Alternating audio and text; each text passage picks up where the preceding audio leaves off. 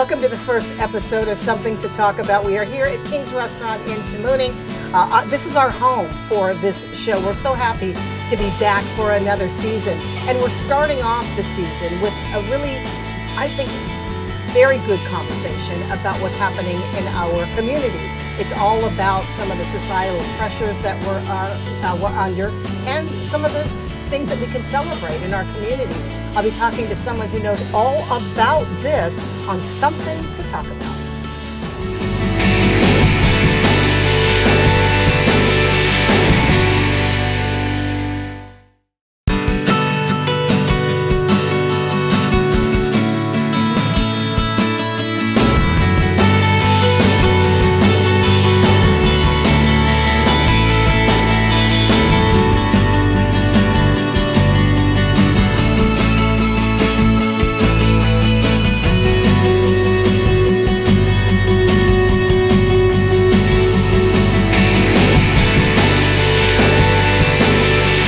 Welcome back, and thank you again for coming along with us on another season of Something to Talk About. And we wanted to dedicate this first effort because it is Social Workers Month, and I want to introduce you to Ovita Perez.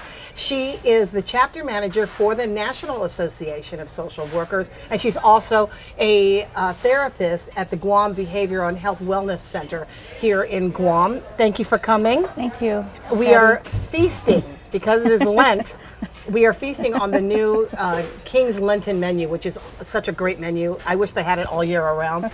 So we both decided to do like parrotfish. She has the escabeche and I have the fried parrotfish cuz. And you can't do it without mango beans, right? This is right. Like hamburger and French fries. You cannot do it without mango beans. So we've taken a few extra dishes today just so we could make the point. The Chamorro food here at King's. But thank you, and thank you for coming and talking to us today. It's the National Association of Social Workers Month, right? Yes. And or Social Workers Month, and I'm always amazed at how needed this field is for the survival of humanity. Really, right? I don't want to over dramatize it, but I think that would be an accurate statement, don't you think? It's a very important profession because we're really there serving the most vulnerable in our society, the people that are that really don't have voices. So part of our biggest work is really advocacy work, and is going out and fighting for what is right, what is just. A lot of our work is really the social injustices that is being felt by some of the people that are often misunderstood. At least in my line of work, I work with a lot of the kids that most of the society would consider the naughty children, but really these children are really just misunderstood, and they also could be experiencing Trauma is the biggest thing that really, when they're involved in the families they come from challenged homes and they lose a parent, or their parents are not able to parent their children. Someone needs to come in.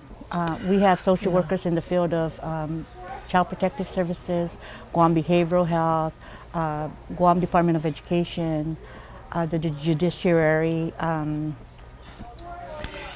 mean, the fact that you have social workers in all of those different fields or areas of care says to me that this is widespread. It's widespread. Where you find these most vulnerable people are pretty much everywhere in the community. Everywhere from birth to end of life, actually.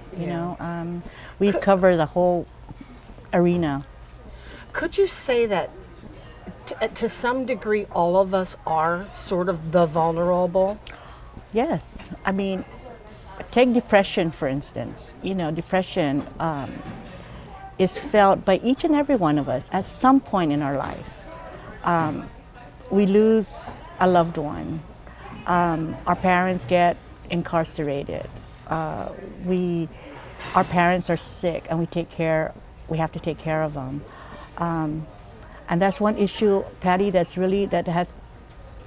really needed also. That we had there's some patients at Guam Memorial Hospital that is already needs to be discharged, but because of their condition, there's no place to send them to, because there's no place to send them No, to. honestly, I've heard this story. This is like one of the saddest stories I've ever heard. They actually had somebody, an elderly person, that had been admitted. They couldn't find their family. All of the phone numbers were not working anymore, and they basically dumped their loved one at GMH, and they don't want to have anything to do with them. They don't want to be responsible for the bill. They don't want to have any responsibility for their care. And it's- culturally, that's really sad. Isn't that? And You that's the know, thing. It goes so much against the grain of what our generation learned growing up. That was the most important group of people, the children and the manunku. Yes, and As our, as we change, as we find another personality or another part of our personality, as as Guamanians or people who have lived in this culture, have we changed? Have our values and mores changed so drastically that you, as a social worker, is afraid of the future? And that's, and it's the values are changing, and that's why we need to really bring it back and really try to enhance that value of helping each other, respecting each other, trying to help each other take care of our loved ones. But sometimes it can be difficult because people need to go work. So now we have homes that needs two people out there working. So it becomes difficult to really find somebody to care. That's the word I was just going to use. I was going to ask you about. When did we stop caring? I mean, that's the part of it. What is it about our society where we have built up either a resistance to caring for our fellow man, our neighbors, or even basically just our family members? What is it? What has changed that has led us to the point that we just don't care? We don't have any feelings or compassion. I think sometimes we have become too Americanized. Is that what it is? Like the trends of the lifestyle and the way Western, of life yeah. for the Western world? The Western society. Well, every and man for himself kind of thing that yeah. you think of? It's And some of the families aren't raised the way that we were raised, for example, or we have been raised in these island cultures? I mean, that's being raised on Guam. We have been raised to really take care of your elders, take care of each other, and even extended family. We reach out to our other family members. I mean, when a child gets baptized, you see there's like 10 different ninas and ninos in that baptismal ceremony. But then when that child really needs somebody to care for them, we can't find anybody. So these kids are placed in different foster homes. Well, that was the structure before. I mean, that's when there was value to picking a godparent, but that was also rooted in religion, in the faith, right? So, do you think that as the faith has gone, maybe by the wayside, that more and more of these younger parents are finding less value in having them as their basic support group? I'm just thinking. And that could be. I mean, maybe we bring some kind of spiritual, even with our own cultural beliefs. But I think it may impact a lot of the religious beliefs, especially with the LGBTQ community, where it's a sin to have a same-sex partnership. It really impacts. There's a lot. I see, and you're also finding that there are parents who are not married and having babies, and so if you've turned away from the church in that way, and you can't get your child baptized or can't get anything done traditionally, then it makes it much difficult It may to care. yeah. Okay, well, that's one facet, because not everybody yeah, is faithful, and not everybody has religion or that in their lives.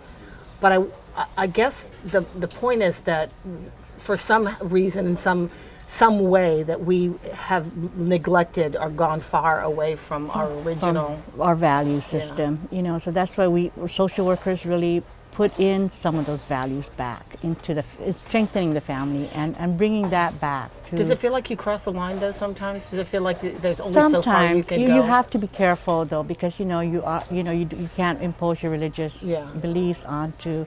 But I'm talking about if your child is a lesbian, for instance.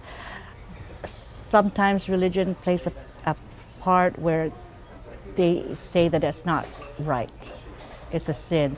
So, but then I have to use my daughter as an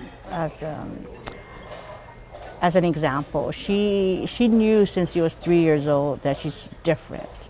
So we just need to be a little bit more accepting of who these individuals are, because believe it or not, a lot of the suicide rates is because not being able to accept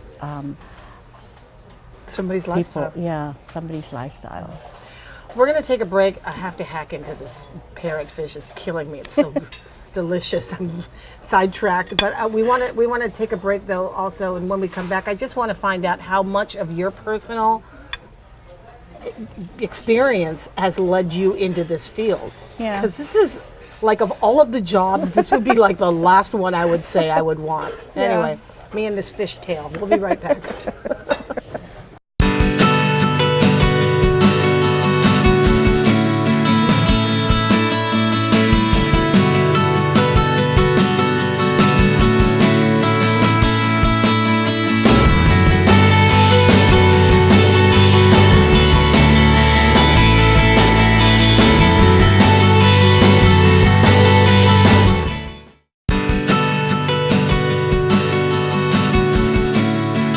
Social workers, that's a field, like I said, probably not one that I would. What is it about it though? What is it about the profession? I'm going to keep eating if you don't mind. Okay, no problem. What is it about the profession that was attractive to you? Did you fall into it, or did you go, this is like, so I just would love to have this job? Actually, it was, I initially was supposed to be a special ed teacher, but I had a friend, he's deceased now, his name is Patrick Borja, who was in the social work program at the University of Guam, and said, no, try social work, you know, I think you become a better social worker. Maybe because of I talk and I advocate and I fight for what I believe in. But I think it started since I was a young girl. My father's Filipino, my mother's Chamorros, and I used to be called a flip, you know, half Filipina, half. So back in those days, it was really hard. But I fought for that, and You fought for people to stop calling you that? First, like stop. at your age, you would like Yeah, stop? You know what? Was that derogatory? Was it it derogatory? was back then. Okay, you but know, not so much now, or yeah, it still is. There are still people who have a soft spot. Probably not too bad now, but it's more accepting now. But back then, you know, in the 60s, Yeah, and you were singled out in the village You of were called Talafofo, you know, it's very. Yeah. I think my dad was the only Filipino. maybe 2 or 3 other Filipinos in the village. So yeah, and then my children. My son needed help with his schoolwork. He was having some challenges, and then my daughter is a lesbian, and she came out when she was like 16 years old, and she told me she was a lesbian, and I thought, oh my gosh, I thought you were pregnant or something more drastic than that. You know? But I think it was really a class that I took. It's called Worldview, and it was taught by Dr. Vivian Dommins, who was the founder of a social work program at the University of Guam, or one of the founders for the University of Guam social work program. And when I attended that class, it really changed my entire outlook. Really? What was it? Because I think it was really the accepting of who you are first, before, because you need to really know who you are as a person, as an individual, before you can go out and fight for others. And fight for others, and really to fight for what is right. We learned about the Martin Luther King Jr., who was a civil rights advocate. So, and then we talked about the historical trauma that Guam had suffered in the past, and it was just really just that one class, like, whoa, Wow. okay, Pat, I'll switch over, Wow. from an education major to a social work major. But I think, yeah, it's a lot of us most probably had a social worker in our life, or was some experience happened that you looked at a social worker and goes, wow, that is my profession. But you really, with this job, it's complex, it's difficult, and you really have to have the passion to become one. I called my friend Carlotta Leon Guerrero, who runs the Aduda Foundation, and people like you, like world savers. You know what I mean? You're out to save the world from itself. And it's such a daunting job because you're constantly in a reality of contention. You know what I mean? Yeah. And it's I don't know how you can. There must be success stories. I mean, as there much as are. we are talking about some of our social ills, there's got to be. There are success stories, and I really truly believe that. I mean, I would meet former clients. I used to work for the Department of Youth Affairs, and I would advocate to get these children and youth that were incarcerated out, because I truly believe that they're children. They need to learn. There's something that happened within that child's life that really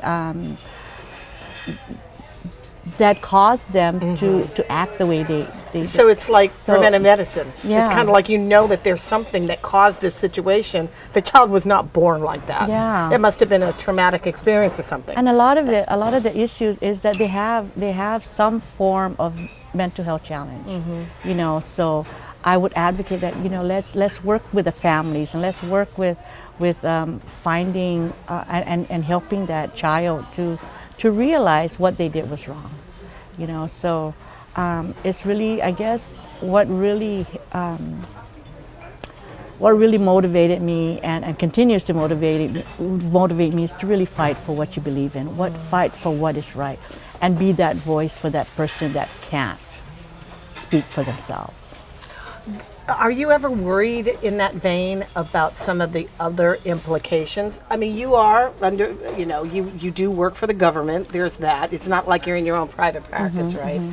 You work for the government. Are there certain limitations that you feel when there's like social or political? We don't have social or political injustices like we would be in a third world country. That's not what I meant. But sometimes we do find that the government that runs us is not always fair. Well, that's part of our work as well, Patty, is social policy. Yeah. And trying to make policy changes within the government that would better the system, so that we can try to make sure that it's a little bit more seamless. And the biggest thing that we're always in constant fight for is resources. So that's why we try to go apply for grants, It's a federal bad grants. time to and be fighting for resources. yeah, it's really it makes our work difficult. But I'm going to use myself as an example. I sometimes have to leave the office and go. If a child cannot come to see me to do our counseling session, I would go out in the field. Oftentimes we don't have vehicles. Oftentimes our vehicles are down. So like teachers, we use our own cars Resources. So that's some of the disappointments I You have. mean that but because there's no resource to be reimbursed. either. yeah. So you're using a lot of your own expending your own resources. And that makes it difficult. It does make it difficult, But I think but- really the biggest, I guess the biggest satisfaction is when going back to my work as a social worker at Department of Youth Affairs. Sometimes I would meet these old consumers or clients, right? And they would come up and say thank you. So when I that's see the that, upside. or when you see them and you know that they have succeeded, then, or even just the mere part of being able to graduate from high school. You know, so part of our work really is trying to change policies and try to make it right, because sometimes the policy just doesn't make sense. Yeah. It really Well, the doesn't. hardest part about this kind of profession is that the job is never done. It's never done. There have been a lot of people who die doing this work. People have retired from the service doing this work. It's just that it's like a sort of a never. I hate to put a damper as you're like, oh my God, I gotta go back to my yucky job. But I meant that that's why you guys are heroes and world savers, because even though you don't necessarily always see the light at the end of the tunnel, you just keep pushing, you know, Pushing and really I think the biggest thing is trying to make that, when you're talking to your client, try to make them know that they can better themselves, that there is a light at the end of the tunnel. You just have to want it, and you just have to really see it for yourself, that despite all your challenges, whether it's your parents or with the family or whatever, you as an individual can, if you really want Do to. you have a lot of people who are interested in this work, because you're only as good as the people who are trying to You come know, up in it's front of it's you? really back of funny you? because with the social work program at the University of Guam back in the late 70s, I think that when it started, we only had like one or two, but now it has really grown. We, as a matter of fact, this last cohort with social work, there's like 24. So in the last, I'd say 3 years, it has really grown. So the social work profession is out there. We're not going to be lacking of social workers, I don't think. The only thing is that we need to graduate them and try to help sustain them here on island. It's easy to But, get distant. yeah, but if they once, you know, if it's greener or pasture on the other side, then they're going to leave, and that's the sad part. Doing this with government resources is always a much harder so we deal. really need to really appreciate the social work profession within the government, because government of Guam employs about 75% of social workers on Guam. So we really need to help them and stay. This is the time to help a government of Guam worker, that's for sure. It's Social Workers Month, and I would just suggest to you that no matter where you are, you're in a line at the post office or at the grocery store or at church, you see a social worker, give them a hug. Thank you, Patty. Give them a hug, because they work so hard and it's a thankless job. I'm going to do that one on behalf of everybody who can't Thank get one you. for themselves. Ovita Paris, thank you so much. And please, the conference is March 15 and 16 at the Westin Hotel. So. Okay, come and join them. Thank and you. join And us. thank you for joining us today. We have mongo beans and parrotfish to consume. It's so delicious. Skedaddle, because this is going to be ugly. We'll see you next time.